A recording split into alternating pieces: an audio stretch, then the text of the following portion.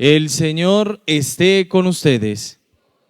Lectura del Santo Evangelio según San Lucas. Gloria a ti, Señor.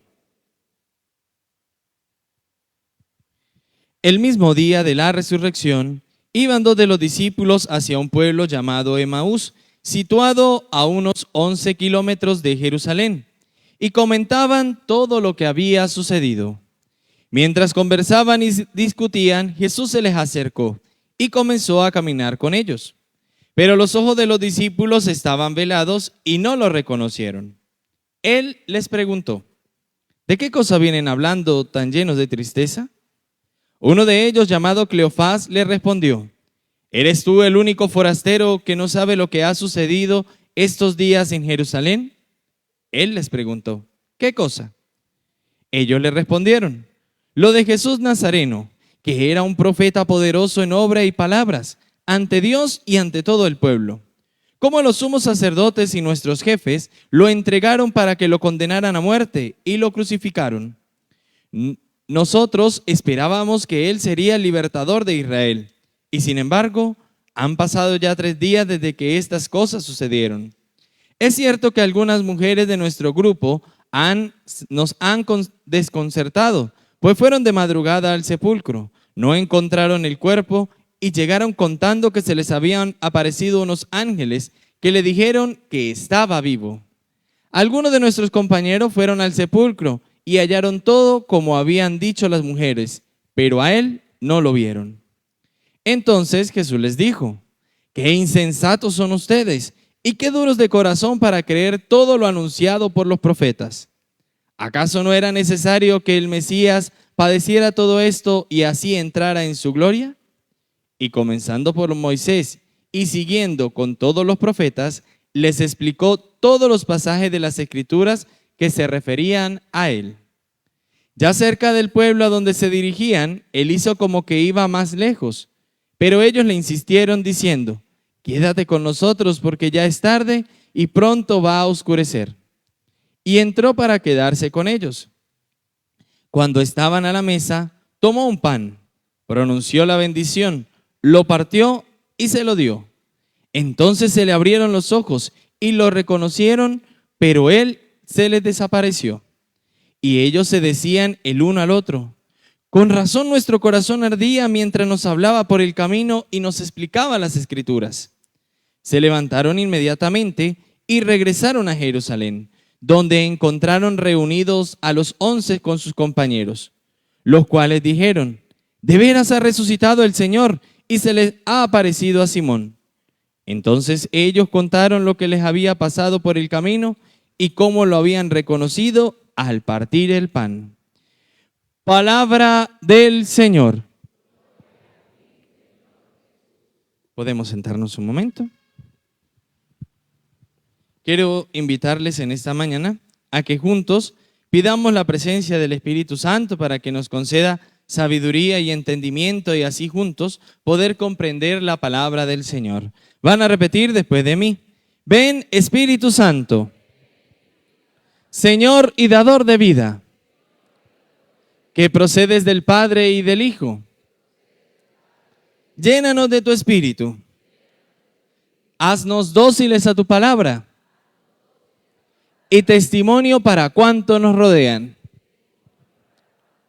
Por Jesucristo, nuestro Señor. Amén. Amén.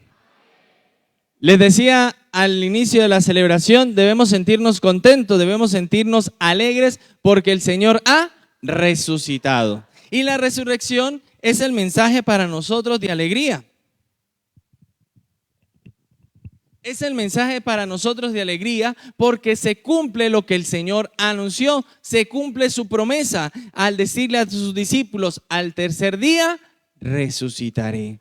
Porque nosotros debemos sentir el gozo de la resurrección. Por eso yo siempre les comento en el inicio de cada celebración: nosotros no podemos venir tristes, no podemos venir acongojados, no podemos venir de mal genio a la Eucaristía, porque nos vamos a encontrar con el Señor, ese mismo que se les apareció a todos sus discípulos después de la resurrección para decirles: miren, aquí estoy, se cumple lo que les anuncié. Pero es que a veces nosotros llegamos a la misa y en el nombre del Padre y del Hijo, y del Espíritu Santo. Amén. Y parecemos a estos dos discípulos que iban camino de Emaús. Aún el Señor se les presenta, viene hablando con ellos, les anuncia la palabra y se siguen quejando. Siguen llenos de tristeza, siguen con miedo, siguen con dudas. ¿Y en qué momento es que lo reconocen? Cuando el Señor parte el pan. Pero a veces nosotros, el Señor se nos presenta en la Eucaristía y seguimos diciendo, ¿será verdad? ¿Será que sí resucitó? ¿Será que de verdad está ahí en el pan? ¿Será que de verdad está en medio de nosotros?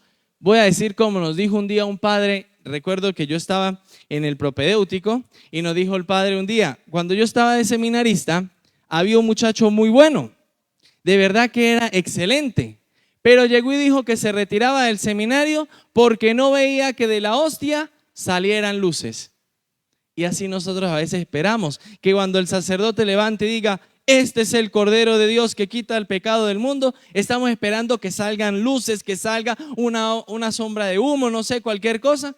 Y no, la fe no es así. La fe es saber que Dios se quedó en el pan para darnos vida y vida en abundancia. ¿Y dónde empieza a surgir esto? Cuando nosotros en verdad nos acercamos, cuando estamos atentos, cuando estamos pendientes, como lo decía hace 8 días, cuando de verdad nos damos cuenta de ese misterio pascual y le acompañamos en ese trayecto desde la entrada triunfal a Jerusalén hasta este momento para llenarnos de gozo y decir, el Señor resucitó. Pero no decir, sí, el Señor resucitó, yupi, no, sino de verdad sentir el gozo y decir como esos dos discípulos, de verdad nos arde el corazón, porque el Señor ha resucitado. Por eso yo quiero en esta homilía hablarles un poco de este personaje. ¿De quién? De Jesús. ¿Y por qué? Porque a veces nosotros, aunque venimos a la misa, aunque nos encontramos con Él, aunque estamos presentes en la Eucaristía, a veces nos seguimos haciendo la pregunta, ¿y quién es ese? Así como lo dijeron los discípulos, lo que usted es el único forastero que no ha sabido lo que sucedió en Jerusalén de Jesús Nazareno. Así nosotros podemos decir, ese Jesús Nazareno. No, Jesucristo es el Señor. Y quisiera comenzar desde el momento tan importante, desde el momento cuando se le anuncia el ángel a la Virgen María y le dice, tú serás la madre del Salvador.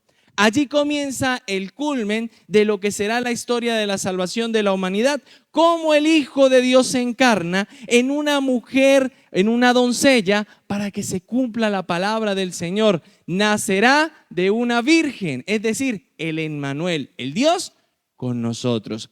¿Por qué les empiezo a narrar esto? Porque si estuvimos atentos a lo que sucedió en el Evangelio hoy, el Señor les empezó a contar todo lo que decían las Escrituras. Y no era que Emaús quedaba como decir de aquí a la Quinta Avenida. No, era un trayecto bastante largo. Imagínense el Señor echándole el cuento de todo lo que decía las Escrituras. ¿Para qué? Para que entiendan, para que comprendan que en Él se ha cumplido la palabra del Señor. Y por eso nosotros no podemos llegar a la Eucaristía tristes, acongojados, llenos de miedo, llenos de dudas. No, sino sentirnos contentos. ¿Sentirnos qué?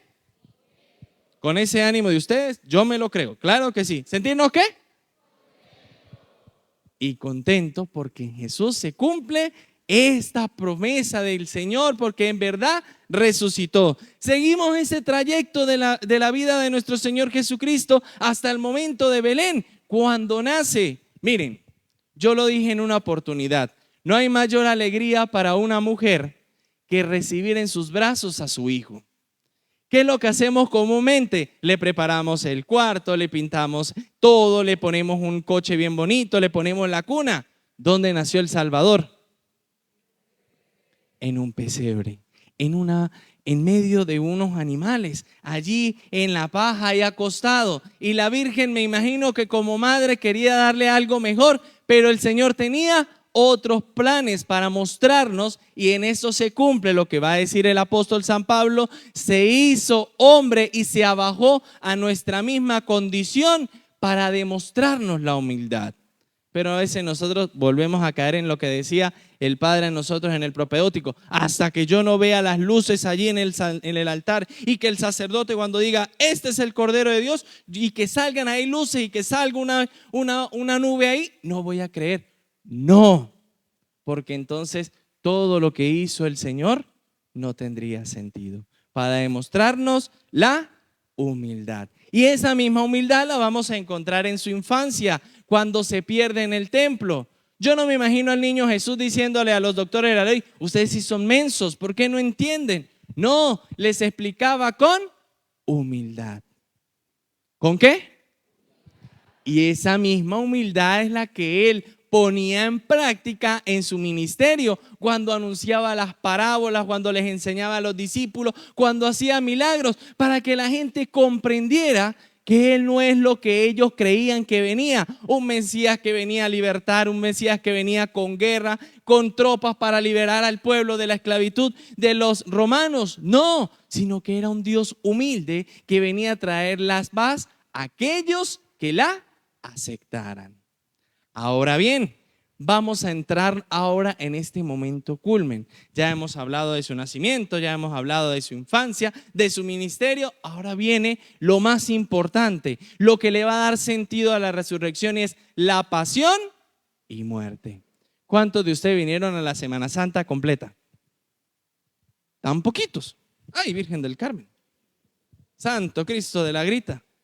Yo le decía a alguien en estos días, no, durante esta semana yo le decía, no asistir a la Semana Santa es como el médico que entra a quirófano y no sutura al enfermo cuando le termina la operación. Lo mismo sucede. Si yo vengo al domingo de Ramos y luego me vuelvo a aparecer hasta el domingo de Resurrección, soy igualito como el médico que entró al quirófano y no suturó al enfermo después de la operación. ¿Por qué? Porque necesitamos comprender el misterio pascual para comprender lo que en verdad sucedió en la resurrección. Porque muchos decían, pero es que era un profeta. Usted le pregunta a un testigo de Jehová y dice, Jesús era un profeta. Y no, Jesús era el Hijo de Dios. Y nosotros para comprenderlo tenemos que vivir exactamente a plenitud la Semana Santa. Y si no, pregúntenle a María Eugenia. María Eugenia estuvo aquí desde las 7 de la mañana hasta las 11 de la noche y traía todos los días café. No, mentira, no traía café. Pero de eso se trata, poder vivir la Semana Santa para comprender por qué Cristo era el Hijo de Dios. Ahora bien, lo que quiero tocar ahora aquí importante. Si Cristo se entrega en esa pasión y en esa muerte, no es para que terminemos diciendo, ay, era un profeta más, como lo venían diciendo los discípulos de Epafrodito, un profeta. No, para nosotros poder comprender que es el Hijo de Dios, tenemos que hacer bien el camino y decir, no era un profeta, sino como dijo el soldado romano, de verdad Él es el Hijo de Dios, para llegar hoy a la resurrección y decir de verdad, Jesucristo ha resucitado.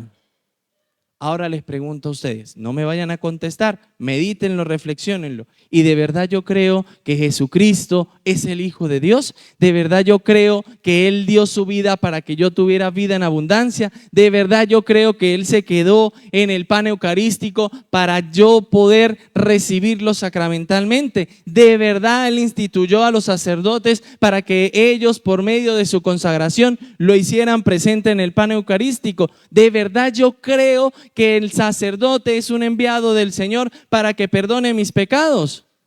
¿Sí o no? ¿Será que yo lo creo? ¿Será que yo lo vivo?